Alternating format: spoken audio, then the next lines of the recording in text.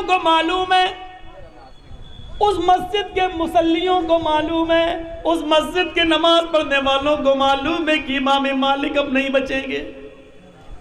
جب بادشاہ کا چمچہ چبوتا تو امام مالک زور سے چیختے ہوئے کہتے ہیں یہ بادشاہ کا چمچہ ہے، جھوٹ بول رہا ہے۔ اے مدینہ والو، بادشاہ کے خلاف بولنے سے ہمیں یہ سزا نہیں ملی، بلکہ محمد رسول اللہ کی حدیث سنانے کی سزا ملی ہے۔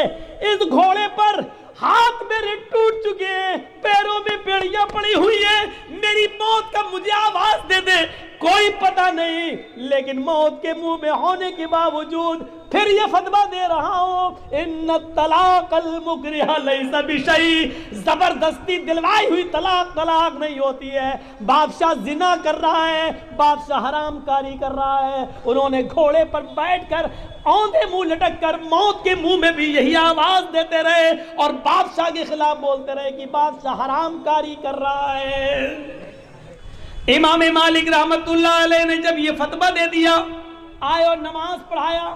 نماز پڑھانے کے بعد جیسے ہی مسجد سے باہر نکلتے ہیں، لوگوں کو معلوم ہے، اس مسجد کے مصلیوں کو معلوم ہے، اس مسجد کے نماز پڑھنے والوں کو معلوم ہے کہ امام مالک اب نہیں بچیں گے۔ مسجد سے باہر نکلتے ہی امام مالک کو ان 500 باڈی گارڈوں نے گرفتار کر لیا اور پہلے ان کو بادشاہ کے دربار میں لایا گیا۔ بادشاہ نے پہلے پیار سے سمجھایا۔ امام مالک کہتے ہیں آپ کا پیار سراہوں پر، لیکن حدیث اپنی جگہ پر ان الطلاق المکرہ لیس بشیء، زبردستی دلوائی ہوئی طلاق طلاق نہیں ہوتی ہے۔ پھر ان کے سامنے درہم و دینار کی تھیلیاں پھینکی جاتی ہیں کہ یہ لے لو، مسئلہ بدل دو۔ امام مالک رحمت اللہ علیہ کا جواب یہ تھا،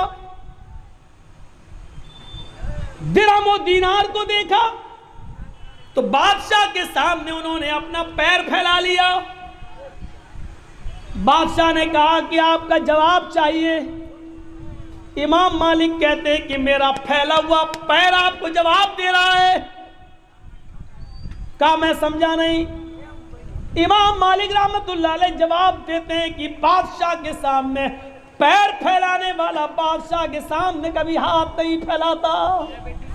بادشاہ نے کہا اب ان کو باندھ دو۔ باندھ دیا گیا۔ پھر ان کے اوپر کوڑے برسائے گئے۔ 80 کوڑے ایسے مارے گئے، لو ضربت الفیل لحربت، اگر وہ 80 کوڑے کسی ہاتھی کو مارے جاتے تو ہاتھی بھی بھاگ جاتا، ہاتھی بھی برداشت نہیں کر پاتا۔ ایسے کوڑے مارے گئے امام مالک رحمت اللہ علیہ کی باڈی پر اور دونوں ہاتھ اٹھتے نہیں تھے۔ چیخ کر کہنے لگے بادشاہ، مار کھانے سے میں بچ نہیں رہا ہوں، نہ بھاگ رہا ہوں، اذان کی آواز آ رہی ہے، نماز پڑھ لینے دے۔ ٹھیک ہے۔ ایک آدمی نے ان کو وضو بنوایا، نماز پڑھنے کے لیے کھڑے ہوتے ہیں اسی بادشاہ کے دربار میں، لیکن ہاتھ اٹھنے کے لائق نہیں ہے۔ اتنا مارا گیا ہاتھ میں کہ دونوں ہاتھ زمین پر لٹکے ہوئے اڑ نہیں رہے، شل پڑ گئے۔ ایسے ہی بولتے ہیں اللہ اکبر، ہاتھ لٹکے ہوئے کیونکہ اڑ ہی نہیں رہے۔ آپ نے دیکھا ہوگا، کبھی حج کرنے گئے ہوں گے مکے میں یا مدینے میں، بہت سے لوگ ہاتھ چھوڑ کے نماز پڑھتے ہیں، دونوں ہاتھ نیچے کر کے۔ کیوں؟ امام مالک کے ماننے والے ہیں، وہ کہتے ہیں کہ ہمارے امام نے نہیں باندھے تھے اس لیے ہم بھی نہیں باندھیں گے۔ یہ نہیں دیکھتے ہیں کہ امام مالک نے مجبوری میں نہیں باندھے، ان کو بادشاہ نے مارا تھا، کوڑے مارے تھے، اس لیے ان کے ہاتھ اٹھتے ہی نہیں تھے۔ اب جب اٹھ ہی نہیں رہا تو آدمی نماز کیسے پڑھے گا؟ کیسے؟ وہ مجبوری میں باندھے تھے امام مالک کو، امام مالک نے مجبوری میں چھوڑے، تم جان بوجھ کے چھوڑ رہے ہو۔ اس کے بعد میں پھر ان پر کوڑے برسائے گئے۔ جب دیکھا گیا کہ کوڑے کھانے کے بعد بھی یہ نہیں مانتے تو کہا ان کو مارنا تو بیکار ہے، ان کی جان نہ لی جائے۔ ان کے پیروں میں بیڑیاں ڈال دی گئیں۔ منظر دیکھنا، حق بات بولنے کا رزلٹ دیکھو۔ ان کے پیروں میں بیڑیاں ڈال دی گئیں، ہاتھوں میں ہتھ کڑیاں ڈال دی گئیں، اور ایک گھوڑے کے اوپر پر ایسے ان کو ڈال دیا گیا، پیٹ کے بل ان کو ڈال دیا گیا، پیر اس طرف اور منہ اس طرف، ایسے پیٹ کے بل ایسے، پیروں میں پیروں میں بیڑیاں ہیں، ہاتھوں میں ہتھکڑیاں ہیں، اور ایسے ان کو گھوڑے پہ ڈال دیا گیا ہے، اور بادشاہ نے کہا پورے مدینے کے اندر ان کو گھماؤ اور اعلان کر دو کہ جس نے بھی بادشاہ کے خلاف اگر فتویٰ دیا اور بادشاہ کے خلاف زبان کھولی، اس کا یہی حال ہوگا جو میں نے امام مالک کا کیا ہے، یہی اس کے ساتھ کیا جائے گا، بلکہ اس سے بھی بڑی سزا دی جائے گی۔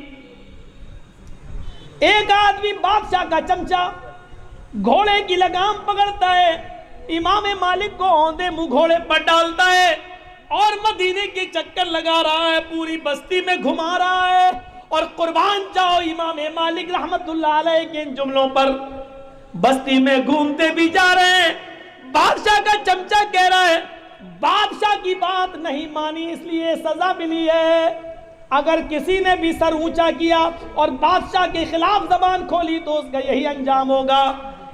جب وہ چپ ہوتا، جب بادشاہ کا چمچہ چپ ہوتا تو امام مالک زور سے چیختے ہوئے کہتے ہیں یہ بادشاہ کا چمچہ ہے، جھوٹ بول رہا ہے، اے مدینہ والو، بادشاہ کے خلاف بولنے سے ہمیں یہ سزا نہیں ملی، بلکہ محمد رسول اللہ کی حدیث سنانے کی سزا ملی ہے۔ اس گھوڑے پر ہاتھ میرے ٹوٹ چکے ہیں، پیروں میں بیڑیاں پڑی ہوئی ہیں، میری موت کا مجھے آواز دے دے، کوئی پتہ نہیں، لیکن موت کے منہ میں ہونے کے باوجود پھر یہ فتویٰ دے رہا ہوں، ان الطلاق المکرہ لیس بشیء، زبردستی دلوائی ہوئی طلاق طلاق نہیں ہوتی ہے۔ بادشاہ زنا کر رہا ہے، بادشاہ حرام کاری کر رہا ہے، انہوں نے گھوڑے پر بیٹھ کر اوندے منہ لٹک کر موت کے منہ میں بھی یہی آواز دیتے رہے اور بادشاہ کے خلاف بولتے رہے کہ بادشاہ حرام کاری کر رہا ہے۔ وَتَوَاصَوْا بِالْحَقِّ، حق بات بولنا ہر کسی کے بس کی بات نہیں ہے، اور جو بولتا ہے اس کو ایسے ہی پریشانیاں آئیں گی۔ اگر پریشانیاں اٹھانے کا کلیجہ ہو آپ کے اندر تو حق بات بولو، ورنہ اپنے گھر میں سردیوں میں لحاف اوڑھ کے سوئیے اور گرمیوں میں ٹھنڈی اے سی چلا کے سوئیے، اسی میں آپ کو آرام ملے گا، اس لیے کہ حق بات کہنے کا کوئی فائدہ، حق بات کہو اور پریشانی نہ، ایسا ہو نہیں سکتا۔ اور آپ تقریریں کر رہے ہیں، جلسے کر رہے ہیں اور پریشانیاں نہیں آ رہی ہیں تو اس کا مطلب یہ ہے کہ آپ کی دعوت حق نہیں ہے، آپ سچ نہیں بول رہے ہیں، آپ کی دعوت میں کہیں کمزوری ہے۔